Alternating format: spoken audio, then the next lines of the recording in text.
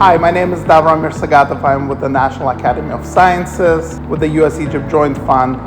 We've been here at iHub Innovation Center at Ain Shams University for the last 3 days.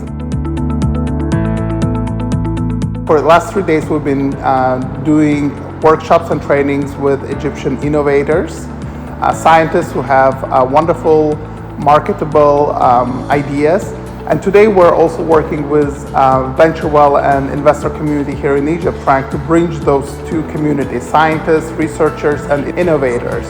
So the hope here is that by bridging these two communities, we'll be able to connect them and help Egyptian innovators with their wonderful startup ideas and help to fund them through these connections. So first of all, innovation is at the core of interest of STDF.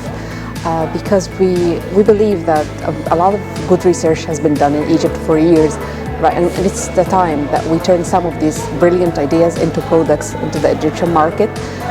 This is something that we support as a nation in the Science and Technology Strategy 2030, and we work to achieve this goal and in alignment with this goal at STDF. At the beginning of the programs, we tell them they need to do 60 to 100 interviews, customer interviews, and they are all terrified. They're scared to do that, and it sounds really intimidating. But by the end of the program, we always see that they always exceed that number. Many of them they had to do 60 in this program, many of them got 60, 65, 70, and the more they got, the better the presentations were and the more that they learned. Innovate Egypt, this is my third program here in Cairo, and it's all designed to help support science and tech innovators from universities, help them identify if they have a product market fit. Does anybody in the market want their technologies? It was really impressive watching the teams present their ideas and actually their products today. They're really addressing real world problems in the healthcare field, addressing climate problems.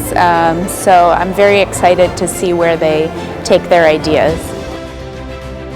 We saw everything from, artificial intelligence for dentists to seagrass technology, so it was a really wide range of technology and innovation, but everyone was really passionate about solving problems and finding a commercial route for their technologies. So first of all, I have to say I was really impressed with the level of sophistication that we saw today.